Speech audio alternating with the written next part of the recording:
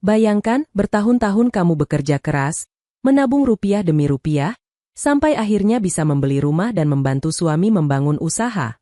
Di mata mertua, kamu disebut menantu idaman, penolong keluarga.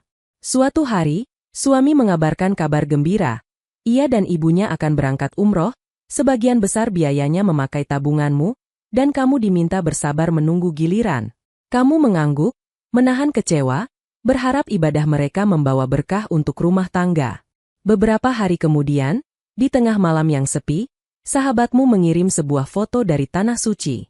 Di depan Ka'bah, tampak suamimu tersenyum lebar, merangkul seorang perempuan muda berjilbab putih, sementara ibumu mertua berdiri di sisi mereka. Caption foto itu menyebut perempuan itu sebagai istri yang sudah lama ia nikahi diam-diam. Saat kamu membuka mutasi rekening di ponsel, angka yang keluar membuat dadamu sesak. Hampir semua tabunganmu habis untuk membiayai perjalanan mereka. Ternyata, sahabatku semua, sebelum kita mulai cerita hari ini, silakan tuliskan di kolom komentar. Kalian menonton dari kota mana? Semoga setiap yang menekan tombol subscribe di channel ini, Allah mudahkan langkahnya, lapangkan rezekinya, sehatkan tubuhnya, dan kabulkan segala hajat dunia akhirat. Amin ya rabbal alamin. Sekarang mari kita mulai ceritanya. Raina Nadia menatap layar laptop di mejanya, angka-angka di lembar kerja bergerak rapi mengikuti sentuhan jarinya. Di luar jendela kaca apartemen, lampu-lampu kota mulai menyala, menandai sore yang pelan-pelan berubah jadi malam.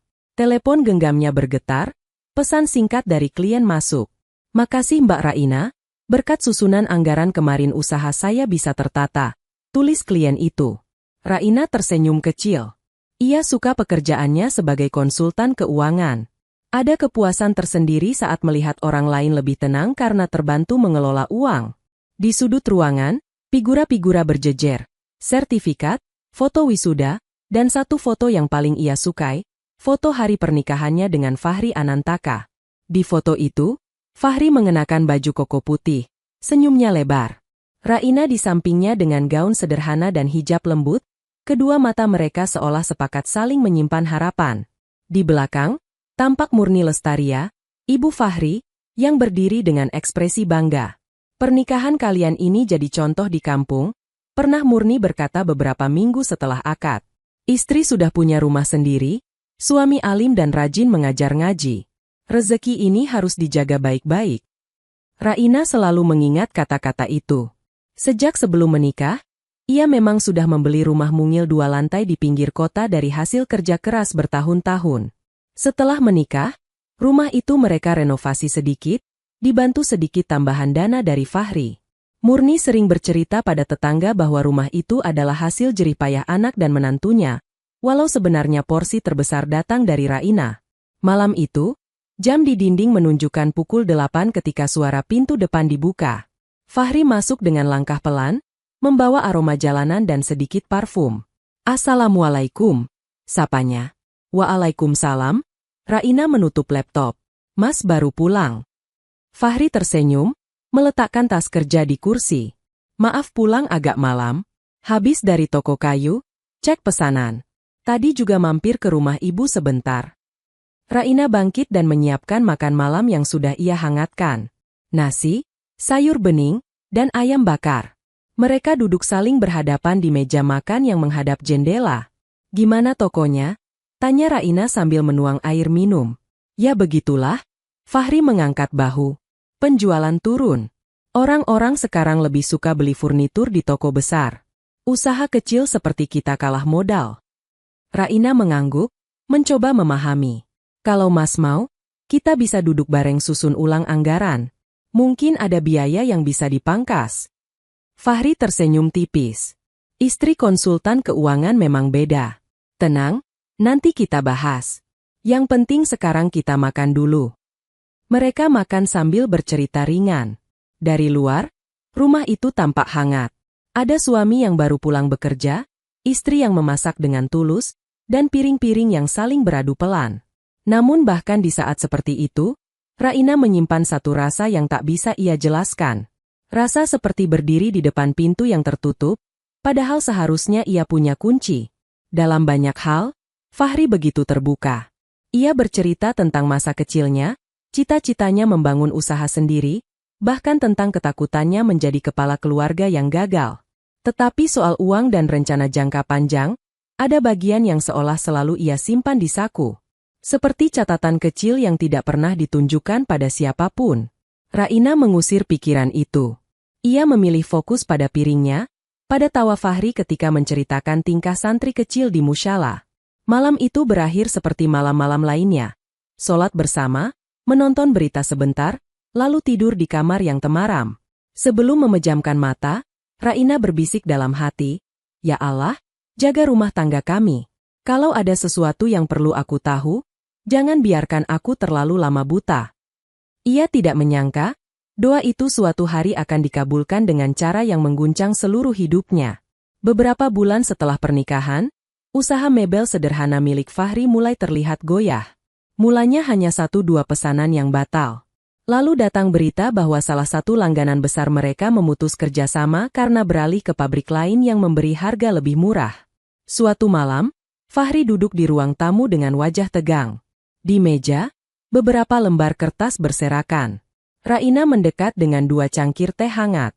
"Ini laporan bulan ini." Fahri mengangkat kertas. "Angka penjualan turun jauh. Kalau begini terus, bayar sewa gudang saja berat." Raina duduk di sampingnya. "Boleh aku lihat?"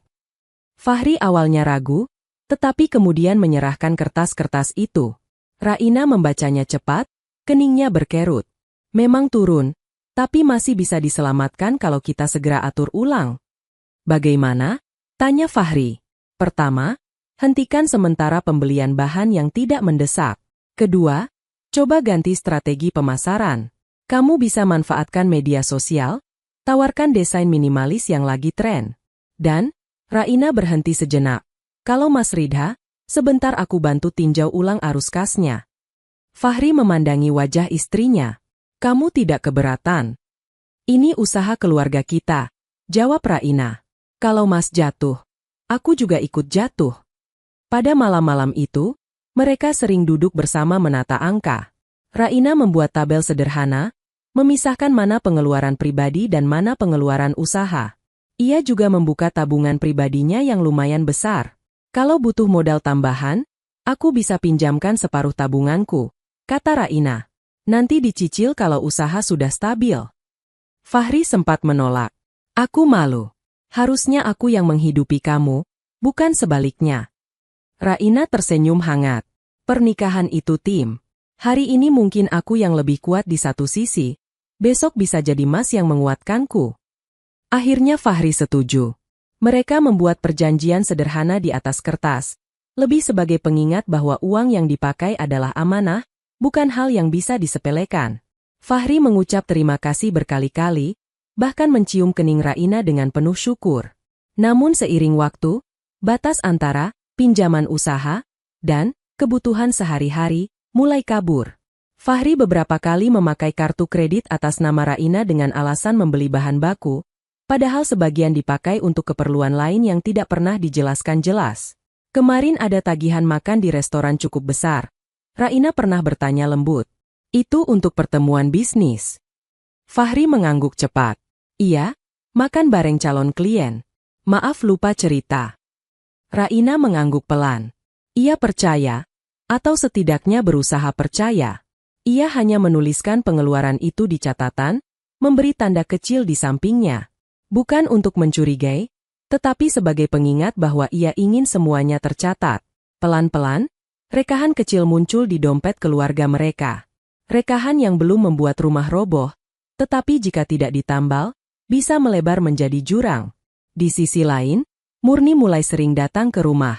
Ia sering memuji Raina di depan tetangga. "Menantu saya ini luar biasa," ujarnya sambil tertawa. "Rumah sudah punya sendiri, kerja mapan, masih juga mau bantu usaha suami."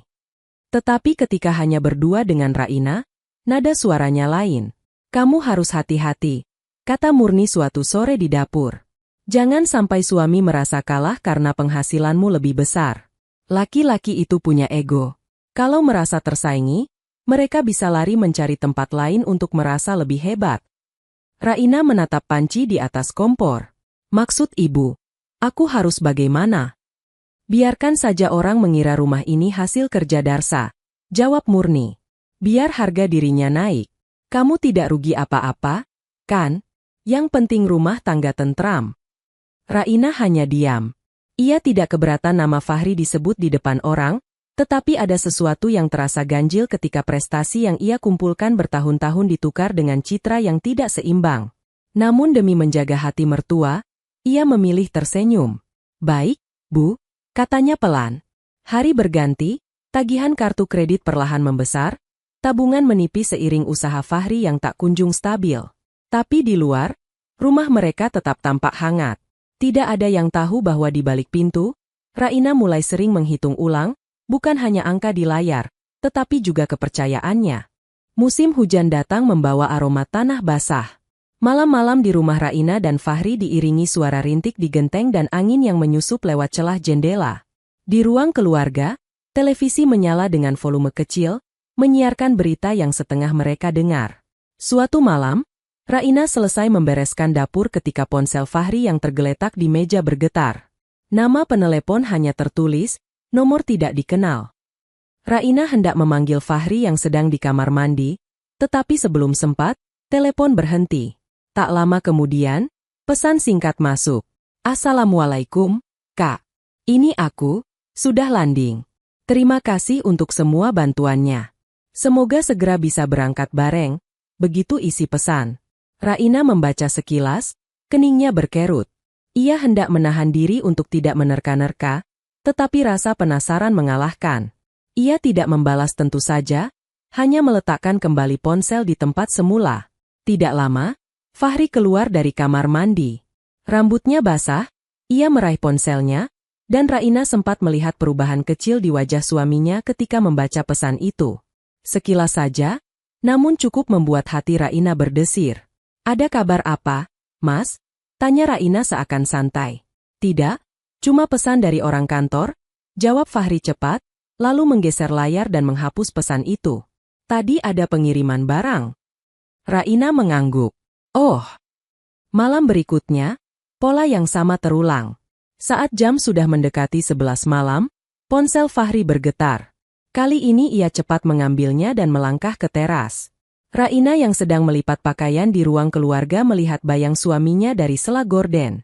Fahri duduk di kursi kayu, satu tangan memegang ponsel di telinga, satu lagi mengusap tengkuknya. Iya, sabar ya. Semua butuh proses. Insya Allah nanti kita atur. Suara Fahri sayup terdengar. Raina menahan diri untuk tidak menguping. Ia takut melanggar kepercayaan. Namun telinganya tetap mendengar potongan kalimat. Jangan dulu bahas soal itu ke orang lain. Ya, nanti malah jadi fitnah. Yang penting kamu jaga ibadahmu. Iya, aku juga ingin sekali berangkat bersama. Ada kata-kata, berangkat bersama, yang membuat dada Raina menegang. Berangkat kemana? Umroh, haji, dinas, atau sesuatu yang lain. Ketika Fahri masuk kembali, Raina pura-pura fokus pada tumpukan pakaian. Angin di luar dingin. Mas. Iya, Fahri tersenyum sekilas. Tadi cuma telepon dari teman lama. Banyak curhat. Raina mengangguk tanpa komentar. Di dalam hatinya, ia mengulang-ulang kata, teman lama, itu, mencoba meyakinkan diri bahwa tidak ada yang salah. Tetapi bayangan pesan, semoga segera bisa berangkat bareng, tak mau hilang. Beberapa hari kemudian, Murni datang berkunjung. Di ruang tamu, ia duduk sambil memegang tas kecil. Raina menyajikan teh dan kue kering. Raina, kata Murni setelah obrolan ringan tentang harga sayur. Ibu dengar kamu dapat bonus besar dari kantor. Raina mengangguk pelan. Alhamdulillah, Bu. Ada proyek yang baru selesai. Subhanallah, rezeki? Murni tersenyum lebar. Ibu jadi ingat, sudah lama sekali ingin umroh. Tapi biaya selalu jadi kendala. Raina mengangkat wajah, mencoba membaca maksud di balik kalimat itu. Ibu tidak mau memaksa, lanjut Murni, tapi kalau ada rezeki dan kamu ridha, ibu ingin sekali berangkat bersama Fahri. Sekalian doakan kalian agar segera diberi keturunan. Raina tercekat. Berangkat tahun ini maksud ibu. Kalau bisa, iya, Murni berkata mantap. Ada kabar paket umroh dengan cicilan ringan. Tapi supaya tidak terlalu berat, kalau kamu bisa bantu sedikit dari tabunganmu, ibu sangat bersyukur. Raina melirik Fahri yang sejak tadi duduk diam di bangku seberang. Lelaki itu mengusap hidungnya, menghindari tatapan. Mas, Raina memanggil lembut. Bagaimana menurutmu? Fahri seolah baru tersadar. Kalau kamu sanggup, kenapa tidak? Jawabnya. Ini kan untuk ibadah. Kata-kata itu membuat Raina serba salah. Di satu sisi, ia ingin sekali membahagiakan mertua. Di sisi lain, ia tahu tabungannya sudah banyak tersedot untuk menutup lubang usaha. Tetapi ia tidak tega mengatakan, tidak, untuk hal yang dibungkus sebagai ibadah. Baik, katanya akhirnya. Biar aku hitung dulu. Kalau masih cukup, insya Allah aku bantu. Murni langsung memeluk Raina, berulang kali mengucap syukur. Kamu ini benar-benar malaikat untuk keluarga kami, katanya. Malamnya, setelah Murni pulang, Raina duduk di depan laptop, memeriksa rekening dan anggaran. Tabungan memang menipis, tetapi masih ada ruang jika ia mengencangkan pengeluaran pribadi. Ia menatap angka itu lama, lalu menghela napas. Kalau ini membuat ibu bahagia dan Mas semakin dekat dengan Allah, semoga ada jalan, batinnya. Di belakang punggungnya, Fahri berdiri beberapa langkah, memperhatikan layar sekilas sebelum Raina menutupnya. Maaf ya, kamu jadi terbebani, ujarnya. Raina tersenyum. Yang berat itu kalau kita punya uang tapi dipakai sia-sia. Kalau untuk ibadah, insya Allah diganti. Fahri mendekat, merengkuh bahunya. Kamu terlalu baik, katanya pelan. Raina tidak tahu, di saat yang sama, di tempat lain, ponsel seseorang bergetar menerima pesan. Insya Allah kita bisa umroh bareng segera. Doakan tabungan kakak dan keluarganya cukup, ya. Pesan itu dikirim dari Fahri. Kepada nama yang Raina belum pernah dengar. Perempuan yang menunggu harapan di kota lain. Perempuan yang kelak akan berdiri di depan Ka'bah di samping suaminya. Sementara Raina hanya bisa melihat dari layar. Beberapa hari setelah obrolan tentang umroh, Murni makin sering datang ke rumah. Kadang ia membawa lauk dari pasar, kadang hanya datang dengan alasan rindu cucu yang belum ada. Raina menyambut setiap kedatangannya dengan senyum, meski dalam hati ia mulai merasa lelah. Suatu siang, Murni datang dengan map plastik warna biru. Mereka duduk di ruang makan, sementara Fahri masih di toko.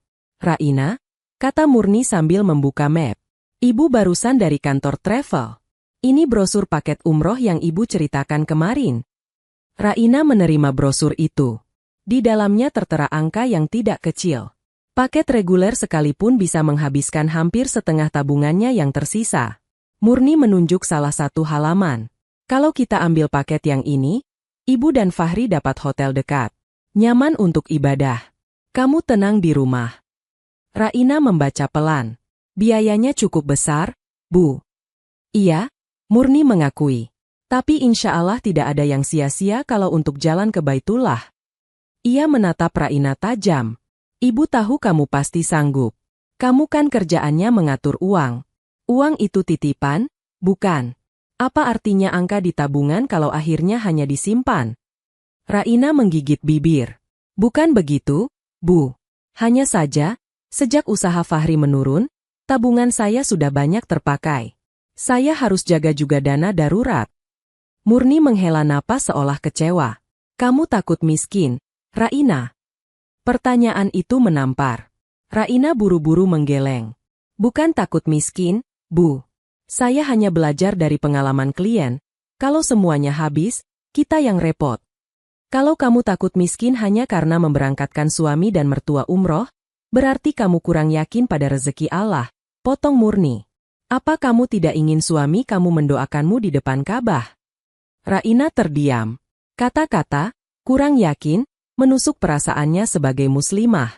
Ia tahu keimanan bukan diukur dari berapa banyak uang yang dihabiskan untuk ibadah, tapi ketika ada orang yang lebih tua menuduhnya seperti itu, ia jadi merasa bersalah. Ibu tidak memaksa, lanjut Murni, padahal intonasinya jelas menekan. Tapi kalau kesempatan ini lewat, entah kapan ada lagi. Fahri sudah terlalu lelah menanggung beban usaha. Mungkin dengan umroh, hatinya lebih tenang. Raina menunduk, memandang meja makan. Di sudut matanya, tampak foto pernikahan mereka yang dipajang di dinding. Ia mengingat hari itu, saat Murni memeluknya dan berbisik, "Terima kasih sudah menerima anak ibu apa adanya." "Baik, Bu," akhirnya Raina berkata pelan. "Kalau memang Fahri dan ibu ingin berangkat, saya akan bantu sebisanya. Saya hitung lagi malam ini." Murni tersenyum lebar, seperti seseorang yang baru saja memenangkan permainan. "Alhamdulillah. Ibu tahu kamu anak baik. Uangmu itu tidak akan berkurang, justru bertambah doanya." Hari itu, Murni belum puas. Ia membuka tema lain. "Sekalian, ibu ingin bicara soal pengeluaran kalian," katanya. "Ibu lihat kamu sering belanja online, beli buku, beli skincare. Coba dikurangi. Sekarang fokus saja ke tabungan umroh." Raina berkedip. Ia jarang belanja berlebihan, dan setiap pengeluaran selalu ia catat. Namun sekarang, kebiasaan merawat diri yang wajar pun dipermasalahkan. "Itu uang saya, Bu." Hampir saja kalimat itu keluar. Tapi lidahnya menahan. Ia takut dikira membanggakan diri. "Insya Allah saya akan lebih hemat," ujarnya akhirnya. Sejak hari itu, Raina benar-benar menekan pengeluaran pribadinya. Ia membawa bekal ke kantor, menunda membeli sepatu yang talinya sudah mulai rusak, dan lebih sering memakai baju lama. Ia menghibur diri dengan pikiran, ini bagian dari pengorbanan. Mungkin nanti suasana hati Fahri kembali ringan setelah umroh. Fahri sendiri menyadari perubahan itu.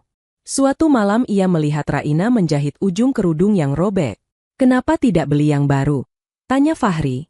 "Mas, kita lagi fokus tabungan umroh," jawab Raina sambil tersenyum.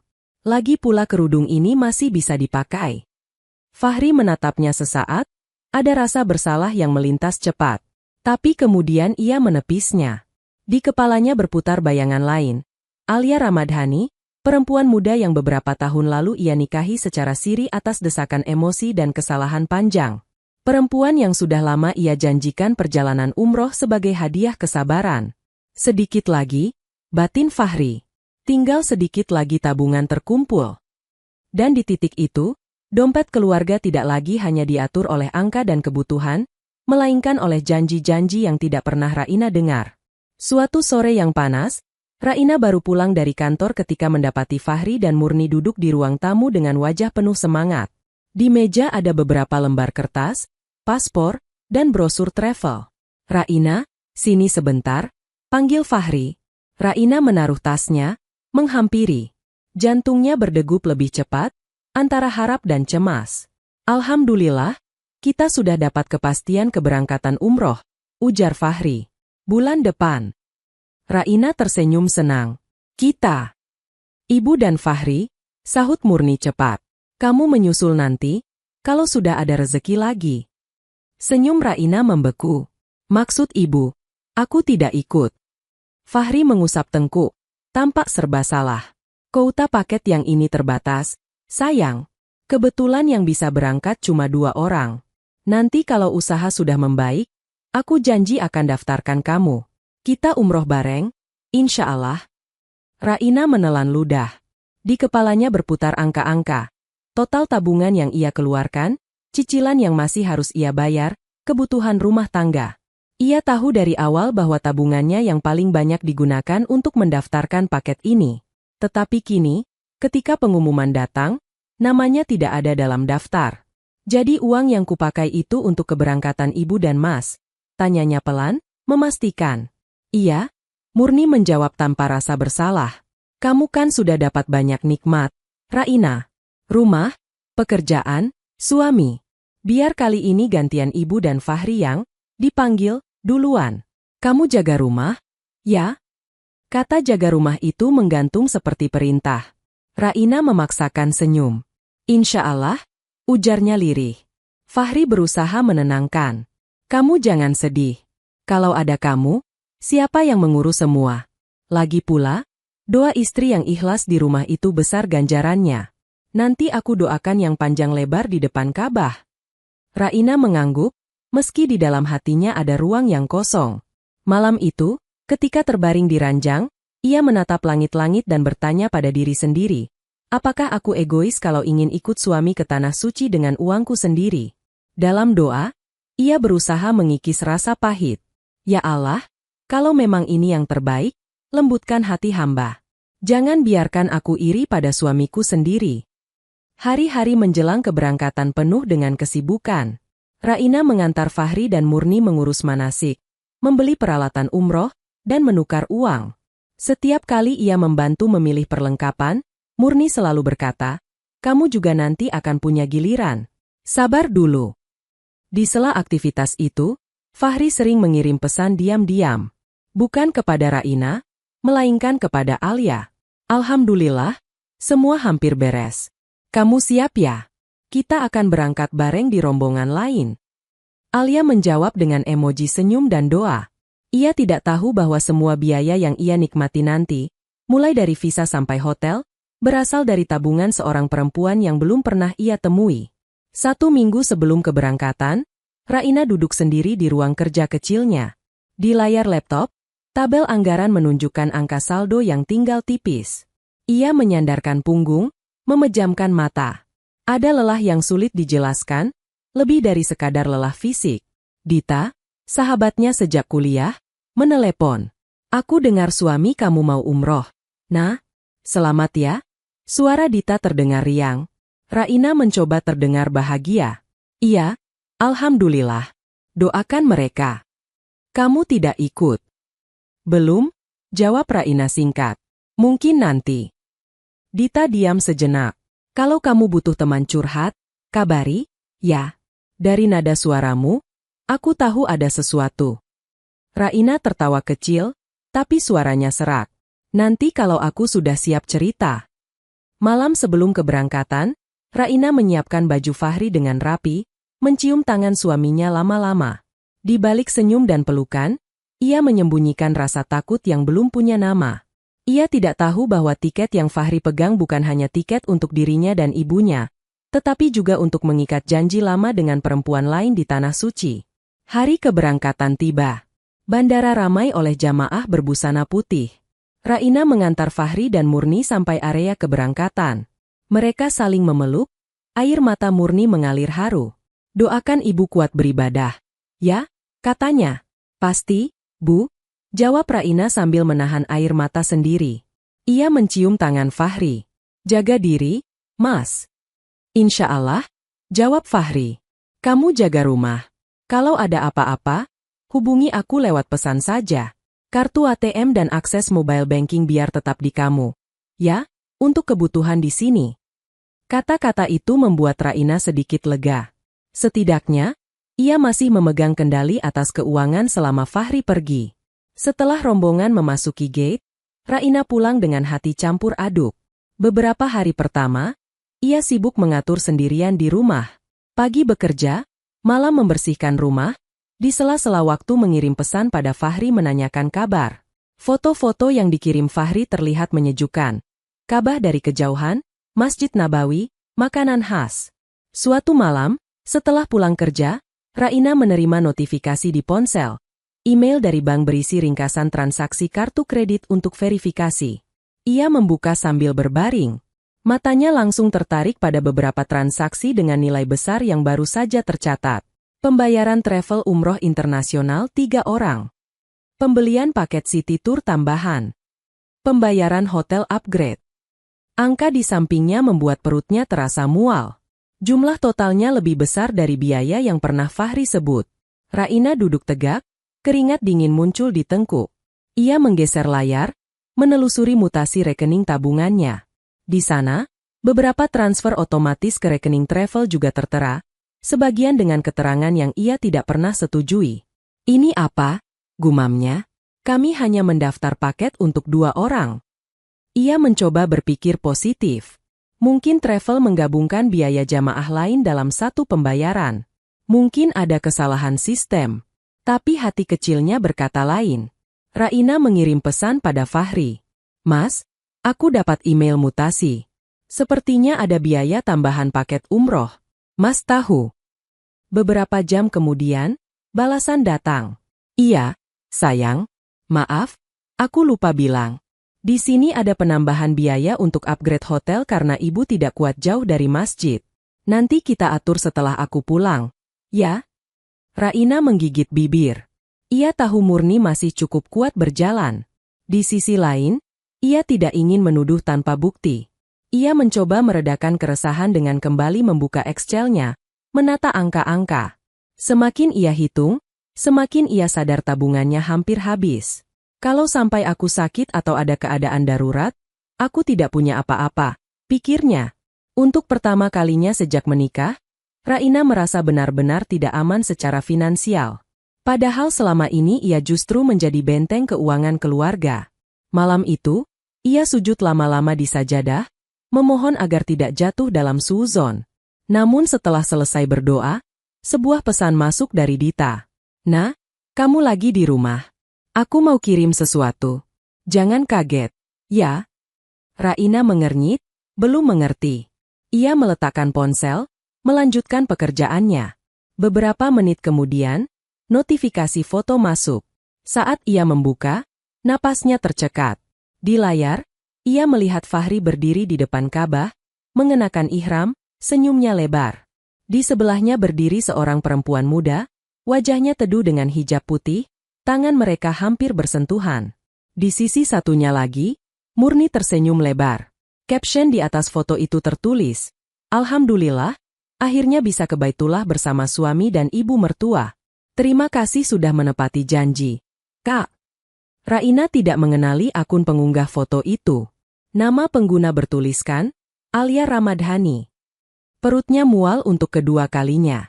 Bukan hanya karena angka di rekening, tetapi karena wajah perempuan asing yang menyebut Fahri sebagai suami, berdiri di tempat yang selama ini ia impikan.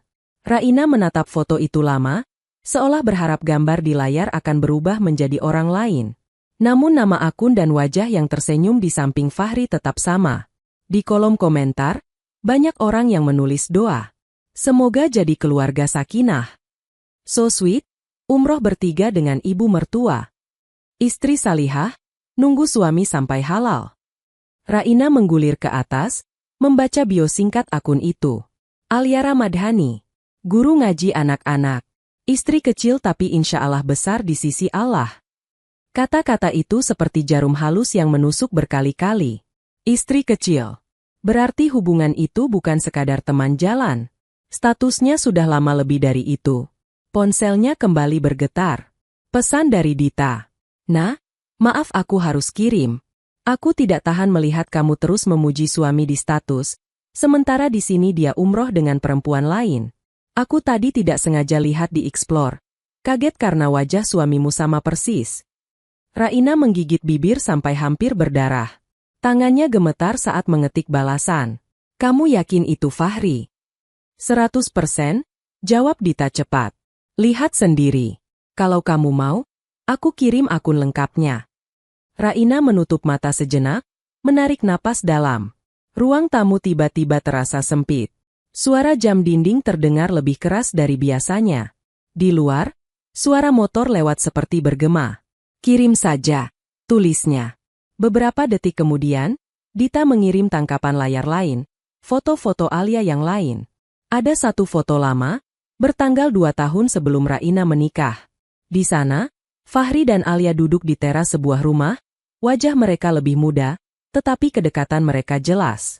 Caption foto itu, "Terima kasih sudah berani menghalalkan. Meski harus sembunyi dari dunia, semoga Allah menjaga." Di komentar, seseorang menulis, "Istri Siri yang sabar ya, Dek." Raina merasa kepalanya pening. Persoalan usaha merugi, tabungan yang menipis, perjalanan umroh yang tidak mengajaknya, semua itu mendadak tersusun rapi menjadi satu garis besar. Ia bukan satu-satunya istri. Di sudut ruangan, lemari buku berdiri diam. Di salah satu rak, ada buku tentang pernikahan Islami yang dulu Fahri berikan sebagai hadiah. Raina menatapnya dengan tatapan kosong. "Jadi selama ini aku berbagi suami tanpa tahu," bisiknya. Air mata akhirnya jatuh. 1, 2, kemudian deras. Raina menutup wajah dengan kedua tangan. Tangisnya bukan hanya karena merasa dikhianati secara hati, tetapi juga karena menyadari bahwa uang yang ia kumpulkan dengan jerih payah dipakai untuk membiayai perjalanan romantis suami dan istri sirinya di tempat paling suci. Di tengah tangis, ponselnya kembali berbunyi. Kali ini, Pesan dari Fahri. Sayang, alhamdulillah tadi bisa umroh pertama. Aku doakan kamu panjang umur dan selalu dalam lindungan Allah. Raina menatap pesan itu dengan mata merah. Jarinya sempat ingin mengetik, siapa perempuan di fotomu? Namun ia berhenti.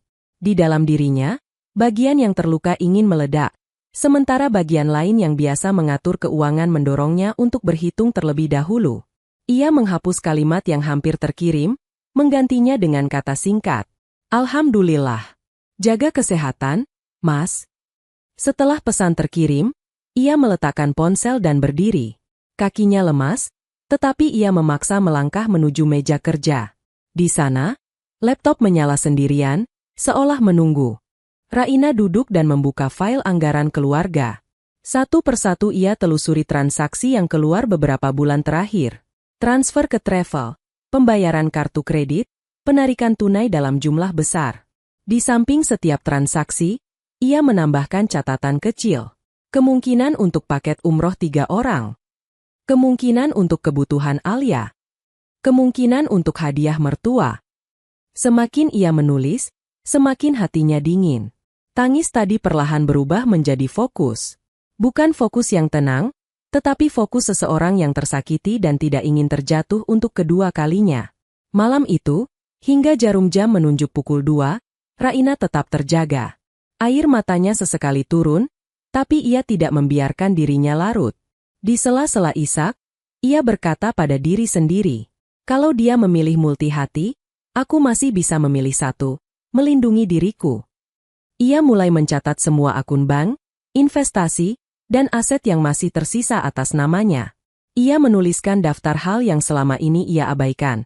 Sertifikat rumah, polis asuransi, dan kontrak kerja. Ia menandai mana yang benar-benar miliknya, mana yang bisa ditarik sewaktu-waktu. Masih ada bagian dari hatinya yang berharap semua ini hanya salah paham. Namun setelah melihat foto Fahri dan Alia di depan Ka'bah, ia tahu satu hal pasti. Bahkan tanah suci pun bisa dijadikan latar bagi kebohongan jika hati manusia memilih jalan itu. Dan di saat itulah, tanpa suara, Raina membuat keputusan pertama yang akan mengubah hidup semua orang di sekelilingnya. Ia tidak akan lagi membiarkan siapapun bermain-main dengan uang dan hatinya atas nama agama. Rumah itu sunyi ketika jarum jam hampir menyentuh angka 3. Hanya suara kipas angin dan sesekali motor lewat di jalan kecil depan rumah. Di meja kerja, lampu kecil masih menyala, menerangi wajah Raina yang pucat dan mata yang bengkak. Di hadapannya, layar laptop menampilkan deretan angka yang panjang. Raina menelusuri mutasi rekening satu persatu. Setiap transaksi ia buka detailnya, menyalin ke lembar kerja baru. Tangannya lincah, tapi hati di dalam dadanya terasa berat. Transfer ke travel, 30 juta, lalu 20 juta lagi, ini apa? Penarikan tunai di dekat rumah mertua, untuk siapa? Pembayaran cicilan paket umroh internasional, 3 orang. Raina memberi kode warna, kuning untuk pengeluaran rumah tangga, biru untuk usaha Fahri, merah untuk sesuatu yang mencurigakan. Semakin ia menandai, semakin banyak warna merah yang memenuhi layar. Sesekali tangannya berhenti, menutupi wajah yang kembali basah. Tapi setelah beberapa menit, ia mengusap air mata dan melanjutkan. Seorang konsultan keuangan di dalam dirinya seolah mengambil alih, memaksa tetap rasional di tengah badai emosi. Kalau aku hanya menangis, uang yang hilang tidak kembali, gumamnya. Tapi kalau aku mengerti alurnya, setidaknya aku tahu apa yang harus kulindungi. Di sela angka, pikirannya melayang pada wajah Alia dalam foto. Perempuan itu terlihat tulus, tidak tampak seperti seseorang yang tertawa di atas penderitaan orang lain. Raina sempat berpikir, mungkin dia tidak tahu uang dari mana semua ini. Tapi pikirannya segera kembali ke tabel. Ia tidak punya waktu untuk menebak hati orang lain. Saat ini, yang harus ia urus adalah cara menyelamatkan diri dari kebangkrutan lahir dan batin. Ia membuka folder lain di laptop yang jarang ia sentuh. Kumpulan dokumen penting. Di sana tersimpan salinan sertifikat rumah, polis asuransi, dan perjanjian pembagian saham kecil di usaha Fahri. Raina memperbesar file sertifikat, membacanya pelan. Nama pemilik, Raina Nadea. Hatinya sedikit lega. Setidaknya, rumah tempat ia bernaung masih benar-benar miliknya. Ia kemudian membuka salinan perjanjian notaris antara dirinya dan Fahri saat mereka menikah.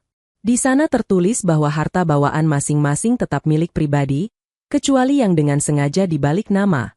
Jadi mereka hidup di rumahku, memakai uangku, dan sekarang memotong hatiku, pikirnya getir. Tetapi di tengah getir, muncul seberkas tekad. Kalau aku yang bertahan diam, aku sendiri yang akan tenggelam. Raina membuka situs bank, mengajukan permohonan perubahan sandi dan pembatasan transaksi. Ia mengaktifkan fitur verifikasi ganda, memastikan tidak ada transfer besar yang bisa dilakukan tanpa persetujuannya. Ia juga menghubungi layanan pelanggan melalui chat, menanyakan cara membekukan kartu tambahan yang dipegang Fahri. Jadi ibu pemilik utama kartunya? Tanya petugas. Iya, jawab Raina, berusaha menstabilkan suara. Kalau begitu, ibu berhak untuk menghentikan kartu tambahan tersebut kapan saja. Kalimat itu seperti pintu yang terbuka. Raina menandai formulir digital, mengisi data, dan dalam beberapa menit, kartu tambahan atas nama Fahri resmi diblokir. Ia menutup chat dengan tangan bergetar, antara lega dan takut. Ini baru permulaan, batinnya. Malam hampir menjelang subuh ketika ia akhirnya menutup laptop. Mata dan tubuhnya lelah luar biasa, tapi di sudut hatinya ada sedikit rasa aman yang baru. Sebelum merebahkan diri, ia mengambil buku catatan kecil yang selama ini dipakai untuk menulis doa.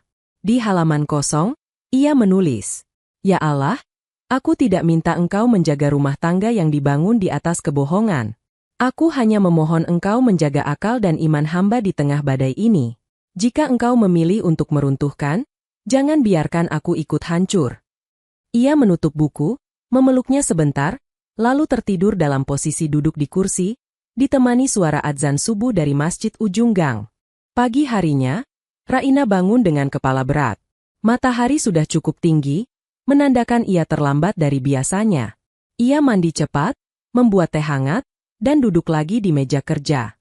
Di ponsel, puluhan notifikasi menunggu.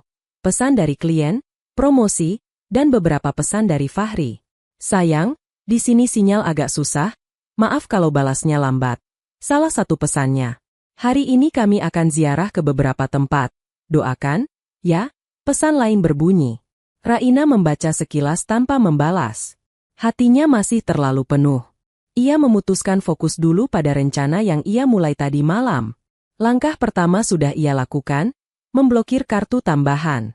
Langkah berikutnya adalah memastikan semua investasi dan tabungan berjangka aman dari tangan yang tidak lagi ia percaya.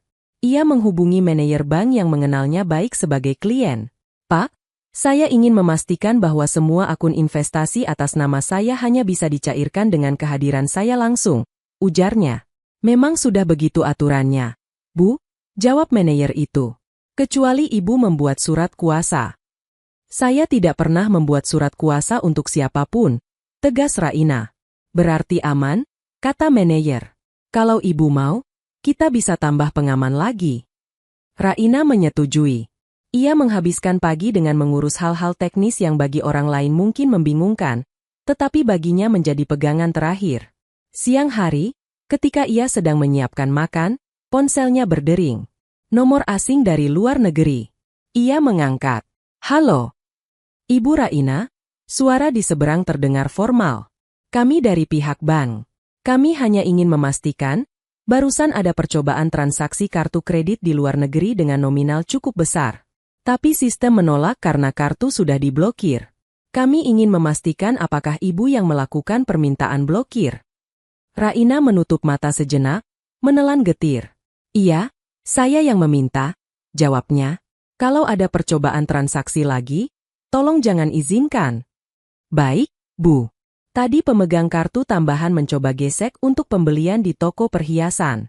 Tapi semua dalam kontrol. Setelah telepon ditutup, Raina duduk lemas di kursi. Rasanya seperti menonton seseorang menabrak kaca yang tak terlihat. Fahri baru menyadari bahwa aksesnya sudah tidak lagi bebas.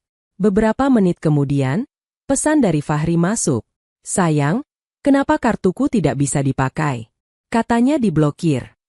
Raina menatap layar lama. Ia bisa membayangkan wajah Fahri di lobi hotel, kebingungan dan mungkin sedikit panik. Bagian hatinya masih peduli, Tapi bagian lain berbisik, ingat foto itu. Ingat caption istri kecil. Ia mengetik jawaban, hati-hati. Aku sedang menata ulang keuangan. Kartu tambahan atas namamu sementara kubekukan demi keamanan. Kalau butuh sesuatu yang penting, kabari, nanti aku cari cara. Pesan terkirim. Titik 3 penanda. Sedang mengetik, muncul, lalu hilang, muncul lagi, seperti Fahri sedang bingung memilih kata. Akhirnya, balasan singkat datang. Kenapa tidak bilang dulu? Di sini aku butuh kartu itu. Raina menarik napas pelan. Karena selama ini banyak hal yang juga kamu lakukan tanpa bilang dulu. Tulisnya dalam hati. Namun ia tidak mengirim kalimat itu. Yang ia kirim hanya, nanti kita bahas setelah kamu pulang, Mas. Sekarang fokus ibadah saja. Beberapa jam setelah itu, ia menerima pesan lain, bukan dari Fahri, melainkan dari nomor asing perempuan. Assalamualaikum Kak Raina. Saya Alia. Maaf kalau lancang menghubungi. Saya cuma ingin bilang, tolong jangan bekukan kartu Kak Fahri di sini. Kami kesulitan. Raina menatap nama pengirim. Alia. Perempuan di foto itu. Jantungnya berdegup kencang. Ia tidak membalas, hanya memblokir nomor tersebut. Tangannya gemetar, tapi ada seberkas kepuasan pahit di sana. Setidaknya, untuk sekali ini, ia bukan lagi perempuan yang hanya menonton dari jauh.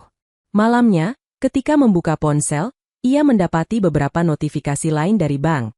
Percobaan login ke mobile banking dari perangkat baru yang gagal, percobaan penarikan tunai dari kartu Fahri yang sudah tidak aktif. Semua ditolak. Permainan sudah berubah. Mas, pikir Raina. Selama ini kamu yang pegang kendali atas rahasia. Sekarang giliran aku yang menentukan batas. Beberapa hari kemudian, Raina memutuskan mengambil cuti dari kantor. Ia merasa butuh waktu untuk membereskan tidak hanya keuangan, tetapi juga dokumen-dokumen lama yang selama ini ia biarkan menumpuk. Selain itu, tubuh dan pikirannya terlalu lelah untuk menghadapi klien dengan senyum profesional. Di lemari di kamar kerja, ada satu kotak karton coklat yang belum pernah ia bongkar sejak menikah. Kotak itu berisi barang-barang Fahri dari rumah lamanya. Awalnya Raina mengira isinya hanya baju dan buku, jadi ia letakkan begitu saja. Kali ini, ia menarik kotak itu keluar, menuangkan isinya ke lantai. Ada beberapa buku agama, foto masa kecil Fahri, piagam lomba, dan amplop-amplop tua yang warnanya mulai menguning. Salah satu amplop bertuliskan, untuk Fahri, dibuka setelah menikah. Tulisan tangan di sana agak bergetar, sepertinya milik orang yang sudah berusia. Raina mengenali gaya tulisan itu dari kartu ucapan di hari pernikahannya. Tulisan ayah Fahri, Haris Mahardika, yang sudah meninggal setahun lalu. Raina ragu sejenak. Amplop itu jelas ditujukan untuk Fahri, tapi mengingat keadaan sekarang, ia merasa surat itu mungkin penting. Ia menimbang, lalu beristighfar pelan. Ya Allah, jika membuka surat ini termasuk melampaui batas, ampuni aku. Tapi jika di dalamnya ada petunjuk yang bisa menyelamatkan banyak hati, mudahkan aku memahaminya. Dengan tangan gemetar, ia membuka amplop. Di dalamnya ada selembar kertas yang dilipat rapi. Assalamualaikum, Nak. Demikian awal surat itu. Ketika ayah menulis ini, kamu belum menemukan pasangan hidup. Tapi ayah yakin, suatu hari kamu akan menikah dengan perempuan yang kamu cintai. Raina menelan ludah. Surat itu jelas ditulis sebelum ia hadir di kehidupan Fahri. Ayah hanya ingin mengingatkan, apapun yang terjadi, jangan pernah kau jadikan perempuan itu sebagai alat untuk menambal salahmu di masa lalu. Jika kau pernah berbuat keliru, akui di hadapannya. Jangan biarkan ia berjalan di jalan gelap yang tidak ia tahu ujungnya. Ayah tahu kamu punya kecenderungan menyembunyikan masalah, karena sejak kecil kamu tidak mau terlihat lemah. Tapi ingat, menikah berarti mengizinkan orang lain melihat kelemahanmu. Jangan minta ia percaya padamu, jika kamu sendiri tidak jujur. Kalau suatu hari kamu tergoda untuk menikah lagi tanpa sepengetahuan istrimu, pikirkan baik-baik.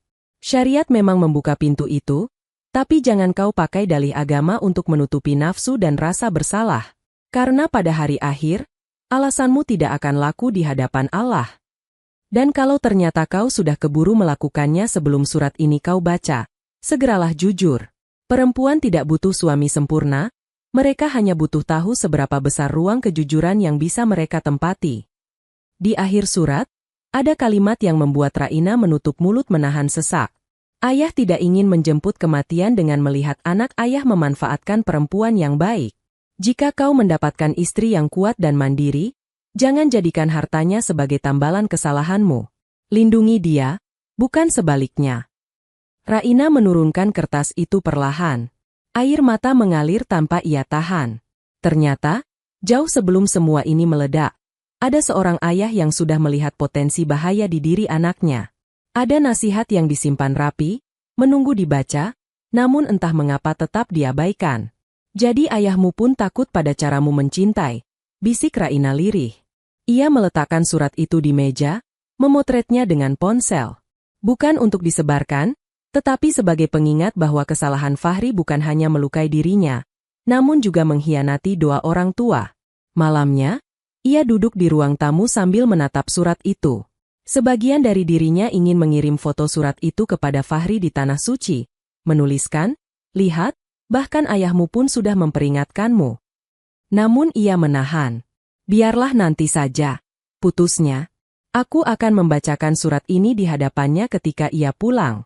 Biar kata-kata ayahnya sendiri yang menjadi saksi." Hari-hari menjelang kepulangan Fahri dan Murni terasa panjang. Raina menjalani rutinitas seperti biasa, bekerja, mengurus rumah, sesekali bertemu Dita yang kini tahu sebagian besar cerita. Namun setiap kali melihat kalender, dadanya mengencang. Sudah tinggal 5 hari lagi, gumamnya suatu pagi. Ia mulai menata rumah. Bukan untuk menyambut dengan karpet merah, melainkan untuk memastikan semua sudut rapi ketika percakapan yang ia rencanakan terjadi. Ia membersihkan ruang tamu, menyusun ulang meja, dan menaruh beberapa dokumen penting di sebuah map bening. Mutasi rekening, tangkapan layar foto di Ka'bah, salinan sertifikat rumah, serta surat dari ayah Fahri. Di meja rendah di dekat sofa, ia meletakkan map itu, seolah mempersiapkan panggung kecil untuk drama yang tidak pernah ia bayangkan akan ia mainkan. Suatu sore, Dita datang membawa makanan. "Aku tidak tahu harus bilang apa," kata Dita setelah mendengar rencana Raina. "Tapi aku bangga kamu memilih menata semuanya dulu, bukannya langsung meledak." Raina tersenyum lelah. "Kalau aku meledak tanpa bukti, aku mudah diputar balikan. Kata-kata bisa diingkari, tapi angka dan surat jarang berbohong." "Kamu yakin mau cerai?" tanya Dita hati-hati. Raina menatap jendela, melihat hujan rintik-rintik turun. "Aku belum tahu kata hukumnya apa. Yang aku tahu, aku tidak lagi sanggup hidup di rumah yang di atas kertas milikku, tapi di atas kenyataan dikuasai oleh kebohongan. Entah nanti bentuk akhirnya seperti apa, yang penting, aku tidak mau lagi jadi bank berjalan." Malam itu, setelah Dita pulang, Raina duduk di meja makan, menulis sesuatu. Sebuah surat pendek, bukan untuk Fahri, melainkan untuk dirinya sendiri. "Raina," tulisnya, "ketika kamu membaca ini nanti, mungkin keputusanmu sudah diambil. Ingat bahwa kamu tidak memilih jalan ini karena benci, tetapi karena ingin selamat dari cinta yang disalahgunakan. Jangan biarkan siapapun membuatmu merasa bersalah karena melindungi diri." Ia melipat surat itu dan menyelipkannya di buku catatan doa. Sebagai pengingat bahwa di tengah semua kekacauan, ia masih punya hak untuk memeluk dirinya sendiri. 2 hari sebelum kepulangan, pesan dari Fahri masuk. "Insya Allah lusa kami tiba. Tidak sabar pulang." Raina membalas secukupnya. "Hati-hati di jalan." Murni juga mengirim pesan, kali ini ke grup keluarga kecil mereka. "Banyak oleh-oleh untuk Raina. Nanti ibu cerita semua kenangan di sana." Raina membaca pesan itu tanpa senyum. Dalam bayangannya, ia melihat Murni tersenyum di depan Ka'bah bersama Alia, mungkin bangga telah punya menantu yang menurut versinya, lebih patuh. Malam terakhir sebelum hari H, Raina sholat tahajud dengan tubuh bergetar. Doanya panjang, bukan lagi memohon agar rumah tangganya diselamatkan apapun yang terjadi, melainkan, "Ya Allah, jika perpisahan adalah jalan yang Engkau pilihkan, lembutkan hati hamba menerimanya. Jangan biarkan aku menjadi perempuan yang memutuskan karena emosi, tapi juga jangan biarkan aku bertahan hanya karena takut omongan manusia." Pagi hari keberangkatan dari Tanah Suci, Fahri mengirim foto lain. Kereta bandara, koper-koper, wajah lelah tapi bahagia. Di belakangnya, Raina melihat sekilas ujung jilbab putih yang ia kenali sebagai milik Alia. Foto itu dipotong sedemikian rupa sehingga Alia tidak masuk utuh. Namun bagi mata yang sudah terlalu awas, potongan kecil itu cukup. Raina hanya membalas dengan emotikon doa. Siang harinya, ia pergi ke kantor pengadilan agama untuk berkonsultasi, bukan membawa gugatan langsung, tetapi menanyakan prosedur jika suatu saat ia ingin mengajukan. Petugas menjelaskan dengan baik, memberikan daftar berkas yang dibutuhkan. Raina mencatat tanpa ekspresi. "Ibu sudah siap?" tanya petugas di akhir. "Belum," jawab Raina jujur. "Tapi saya tidak mau lagi datang ke sini dalam keadaan bingung. Saya ingin datang dengan kepala yang siap." Sore menjelang, Raina pulang ke rumah. Ia memeriksa map di meja, memastikan semua dokumen ada. Di samping map, ia meletakkan satu amplop putih berisi surat ke pengadilan yang sudah ia tulis, lengkap dengan tanda tangan. Ia belum mengisi tanggal, menandai bahwa pintu itu belum benar-benar ia lewati, tapi sudah ia lihat jelas. Malam itu, rumah terasa berbeda. Seakan dinding-dindingnya ikut menahan napas menunggu pagi. Raina duduk di sofa ruang tamu, memandang pintu yang esok akan kembali dibuka oleh orang yang dulu ia sambut dengan bunga, kini akan ia sambut dengan fakta. Ia memejamkan mata, menarik napas panjang, dan berbisik pada dirinya sendiri. "Aku tidak tahu akan seperti apa reaksi mereka. Aku hanya tahu, besok, untuk pertama kalinya, aku akan duduk sebagai diriku sendiri, bukan atas nama istri yang harus selalu mengalah." Dan di tengah keheningan itu, malam berjalan pelan menuju hari kepulangan yang akan mengubah arah hidup semuanya. Bandara sore itu dipenuhi suara pengumuman dan roda koper yang beradu dengan lantai. Di antara kerumunan jamaah yang baru pulang umroh, Fahri mendorong troli berisi koper besar, Murni berjalan di sampingnya dengan wajah lelah tapi puas. "Tidak sabar lihat wajah Raina," kata Murni. "Ibu bawa banyak oleh-oleh untuknya." Fahri mengangguk, meski di dalam hati ada kekhawatiran yang tak bisa ia jelaskan. Sejak kartu tambahan diblokir, ia merasa seperti berdiri di atas lantai yang sewaktu-waktu bisa ambruk. Alia, yang pulang lewat rombongan lain, sudah ia lepas dengan janji akan segera menyusul kabarnya. "Nanti kita atur lagi," katanya pada Alia di lobi hotel sebelum berpisah. "Sabar sebentar." Alia hanya tersenyum tipis. "Aku sudah sabar bertahun-tahun, Kak. Semoga kali ini kesabaran itu ada ujungnya." Di pintu kedatangan, Raina berdiri mengenakan gamis sederhana dan jilbab tua yang pernah ia jahit ulang. Wajahnya tenang, tidak lagi sembab seperti malam-malam sebelumnya. Di tangannya, ia membawa tas kecil berisi dompet dan ponsel. Di rumah, map berisi semua bukti menunggu di atas meja. Ketika Fahri dan Murni muncul, Raina melambaikan tangan. Murni segera mempercepat langkah dan memeluknya. "Alhamdulillah, kamu datang menjemput," katanya haru. "Di sana ibu doakan kamu semoga segera bisa menyusul." Raina membalas pelukan itu sekadarnya. "Alhamdulillah ibu sehat. Bagaimana perjalanannya?" "Luar biasa." Murni mulai bercerita panjang lebar tentang tawaf, sa'i, dan suasana Masjidil Haram. Fahri berjalan di belakang mereka, sesekali mengangkat koper ke bagasi mobil sewaan. Dalam perjalanan pulang, suasana di dalam mobil penuh cerita Murni tentang Tanah Suci. Fahri menimpali di sana-sini, menambahkan detail yang terdengar indah. Raina menyimak, sesekali mengangguk, namun tidak banyak bertanya.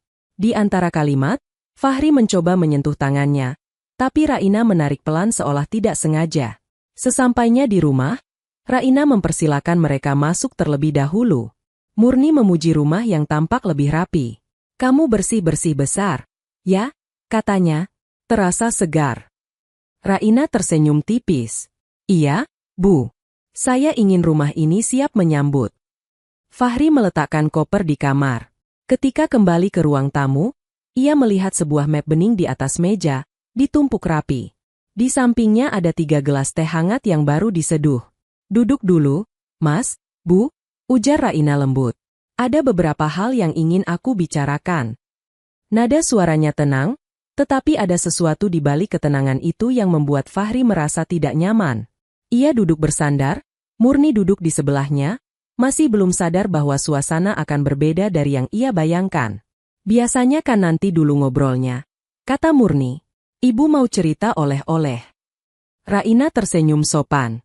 Oleh-oleh bisa kita lihat nanti, Bu. Sekarang, izinkan saya sebagai pemilik rumah ini bicara sebentar sebagai tuan rumah. Perkataan itu membuat Fahri dan Murni saling pandang. Kata, pemilik rumah, terasa menegaskan sesuatu yang selama ini mereka anggap biasa. Raina meraih map bening, membuka lembar pertama. Salinan mutasi rekening dan tagihan kartu kredit. Mas, Raina menatap Fahri. Sebelum berangkat, kamu pernah bilang membutuhkan sebagian tabunganku untuk menolong usaha dan membiayai paket umroh ibu dan dirimu. Aku percaya. Tapi ketika kalian di sana, aku menerima tagihan ini. Ia menggeser kertas ke arah Fahri. Pembayaran paket umroh 3 orang, upgrade hotel, dan beberapa biaya tambahan. Semua ditarik dari rekeningku.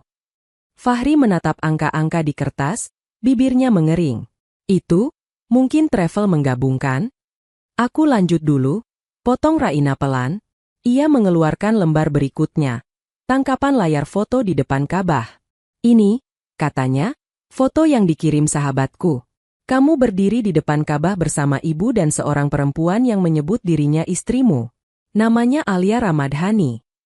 Wajah Murni memucat. Fahri spontan meraih kertas itu, namun Raina lebih dulu menariknya kembali. Aku ingin kita jujur di ruangan ini. Lanjut Raina. Sejak kapan pernikahan itu terjadi?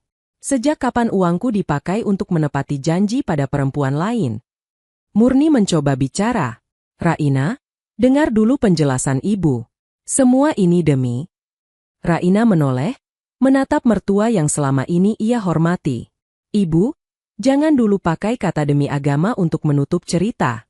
Agama tidak pernah mengajarkan mengambil uang orang tanpa izin jujur dan menggunakannya untuk membahagiakan orang lain di atas air mata.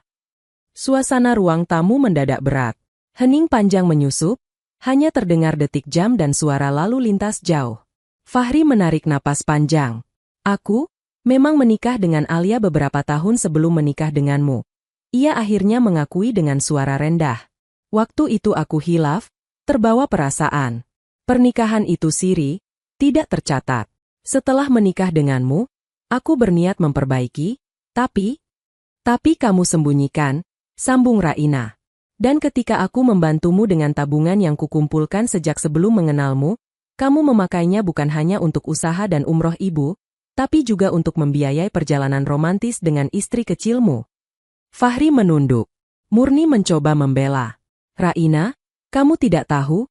Alia itu anak yatim, hidupnya susah. Ibu yang minta Fahri tidak langsung cerita, takut kamu tidak kuat. Niat kami baik. Niat baik tidak bisa berdiri di atas kebohongan, balas Raina, masih dengan suara pelan. Kalau benar niatnya baik, mengapa aku satu-satunya orang yang tidak diberitahu, padahal uang yang dipakai sebagian besar dari rekeningku? Fahri membuka mulut, namun Raina mengangkat tangan. Belum selesai, Mas. Ia mengambil lembar terakhir, surat dari ayah Fahri. Ini surat dari ayahmu, Pak Haris, katanya. Kutemukan di kotak barang lamamu. Ia menulis ini untukmu sebelum kau menikah, memperingatkan agar tidak menjadikan perempuan yang kau nikahi sebagai tambalan kesalahan masa lalu.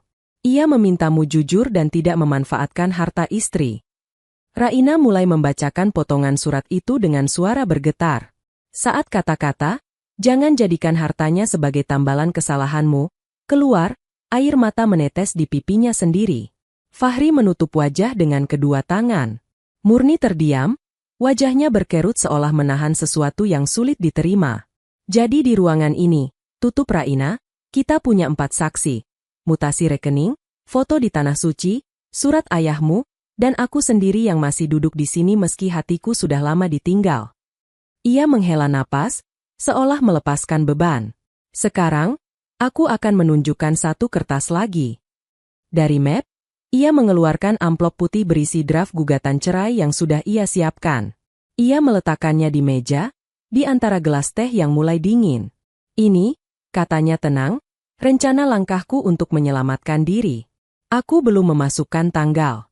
Aku ingin mendengar dulu, Apa yang akan kamu lakukan setelah semua ini terbuka? Fahri menatap amplop itu dengan mata merah. Kamu ingin cerai? Aku ingin berhenti menjadi sumber dana bagi kebohongan, jawab Raina. Bentuk hukumnya apa? Itu bisa kita bicarakan. Tapi yang pasti, mulai hari ini, kamu tidak tinggal di rumah ini lagi. Murni tersentak. Raina, ini rumah kalian berdua. Ini rumah atas namaku. Raina mengoreksi dengan sopan. Dan aku memutuskan rumah ini tidak lagi menjadi tempat bagi orang yang menyembunyikan istri lain di balik punggungku. Suasana tegang, tapi Raina tidak berteriak, tidak mengamuk. Justru ketenangan itu yang membuat kata-katanya terasa menampar lebih keras. Setelah keheningan panjang, Fahri akhirnya bersuara. Aku salah, ucapnya lirih. Aku tidak punya pembelaan. Aku kira dengan membuatmu bahagia di rumah ini, membantu keluarga, dan membawa ibu umroh, aku bisa menutup rasa bersalah pada Alia. Aku pikir, kalau semuanya baik, Allah akan mengampuni. Ternyata aku hanya menumpuk dosa. Raina menatapnya tanpa berkata. Air mata masih mengalir, tetapi wajahnya tidak goyah. Aku siap menerima konsekuensi, lanjut Fahri. Kalau kamu ingin berpisah, aku tidak akan menahan. Tapi izinkan aku menafkahi sekuat yang bisa. Jangan halangi aku bertanggung jawab. Raina menghela napas pelan. Nafkah yang paling kau hutangi padaku bukan uang, Mas, tapi kejujuran. Dan itu sudah lama tidak kau bayar. Ia menatap Murni. Ibu, aku tetap menghormati ibu sebagai orang tua Fahri. Aku tidak akan memutus silaturahmi, tapi untuk sementara, aku butuh jarak. Murni menunduk, suaranya parau. Ibu hanya takut kalian berpisah. Ibu kira menyembunyikan Alia adalah cara menjaga rumah tangga kalian. Ibu lupa, kebohongan tidak bisa jadi pondasi. Ia menatap Raina, kali ini dengan mata yang benar-benar menyesal. Maafkan ibu. Raina mengangguk pelan. Aku maafkan, Bu. Tapi memaafkan bukan berarti melanjutkan dengan keadaan yang sama.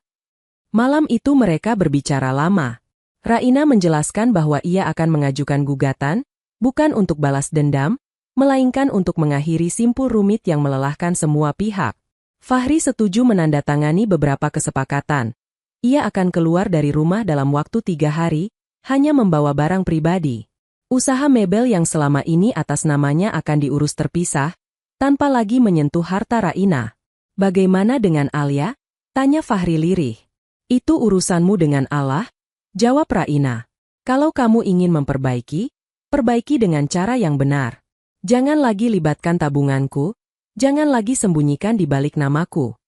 3 hari kemudian, dengan koper yang lebih sedikit daripada saat berangkat umroh, Fahri meninggalkan rumah yang dahulu ia masuki dengan senyum pengantin.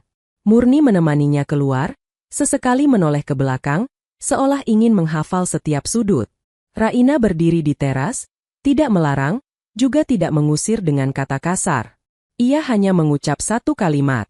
Terima kasih pernah berusaha membahagiakanku dengan caramu. Sekarang, biarkan aku mencoba bahagia dengan caraku sendiri. Setelah mobil yang membawa Fahri dan Murni menghilang di tikungan, Raina masuk kembali ke rumah. Ia menutup pintu perlahan, tidak membanting. Pintu itu menutup dengan suara pelan, tetapi baginya bunyi itu terdengar seperti garis akhir dan awal yang ditarik dalam satu tarikan napas. Beberapa minggu kemudian, proses di pengadilan berjalan. Raina datang dengan kepala tertutup rapi, map dokumen di tangan. Fahri juga hadir, kali ini tanpa Murni, tanpa Alia. Di ruang sidang kecil, mereka menjawab pertanyaan hakim dengan tenang. Hakim bertanya pada Raina, apakah ibu yakin dengan permohonan ini? Raina menatap lurus ke depan. Saya sudah berusaha memperbaiki dari dalam, Yang Mulia. Ketika kebohongan menjadi kebiasaan, saya khawatir iman saya yang justru rusak. Saya memilih mundur sebelum kebencian tumbuh lebih dalam. Putusan akhirnya jatuh, mereka resmi berpisah. Di luar gedung, Fahri mendekati Raina. Kalau suatu hari kamu menikah lagi, katanya pelan, aku hanya berdoa calon suamimu lebih baik dariku. Jangan takut membangun kepercayaan lagi. Kegagalanku bukan bukti kamu tidak pantas dicintai. Raina mengangguk. Kalau suatu hari kamu memperbaiki hubunganmu dengan Alia, jangan ulangi pola yang sama. Jangan jadikan ia bayangan dari kesalahanmu denganku.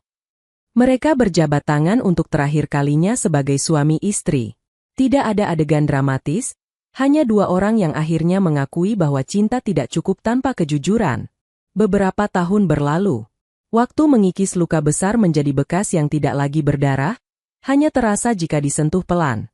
Raina tentu pernah menangis lagi, terutama di malam pertama ia tidur sendirian setelah resmi bercerai. Namun pelan-pelan, kesendirian itu berubah menjadi ruang untuk mengenal dirinya sendiri.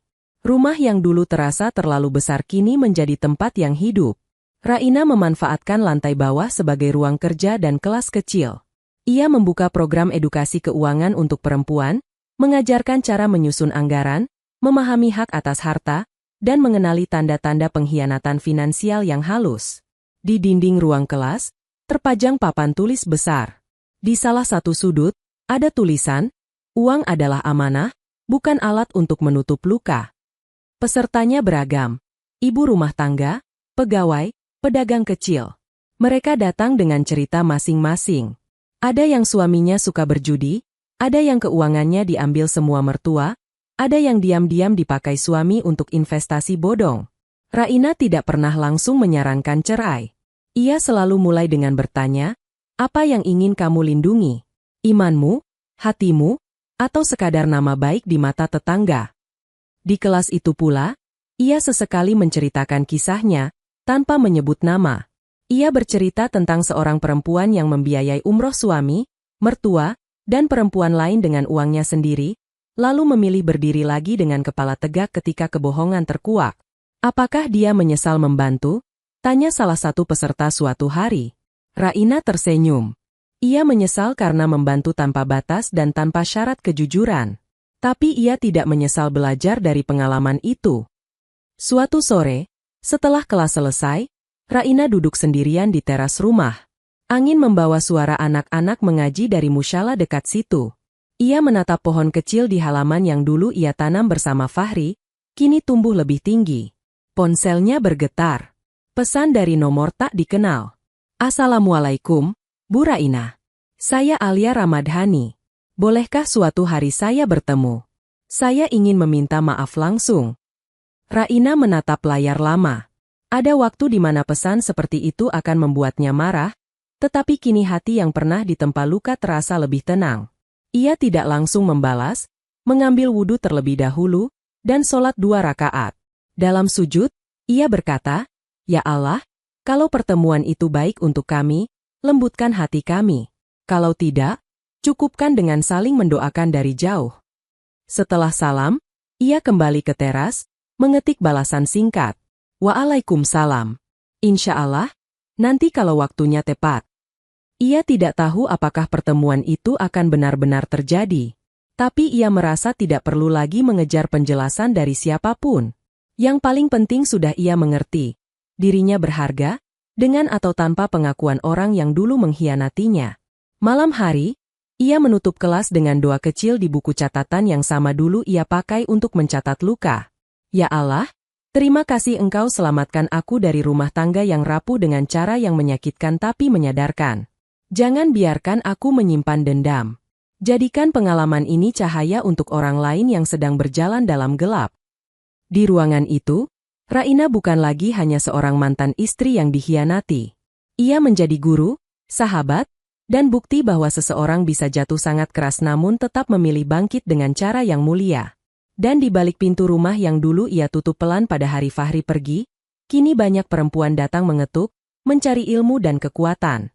Raina menyambut mereka dengan senyum, secangkir teh hangat, dan kata-kata yang lahir dari hati yang pernah hancur, lalu disusun ulang sedikit demi sedikit. Ia tahu, hidup tidak akan sepenuhnya bebas dari ujian. Tetapi kini, ia memasuki setiap ujian dengan satu pegangan yang kuat. Ia tidak akan lagi menggadaikan kejujurannya sendiri demi mempertahankan bentuk rumah tangga yang kosong isinya. Di sanalah cerita ini berhenti. Pada seorang perempuan yang akhirnya memahami bahwa menjaga diri, harta, dan hati adalah bagian dari rasa syukur pada Tuhan yang tidak pernah sekalipun berhenti menjaganya, bahkan ketika ia merasa ditinggalkan oleh manusia yang paling ia cintai.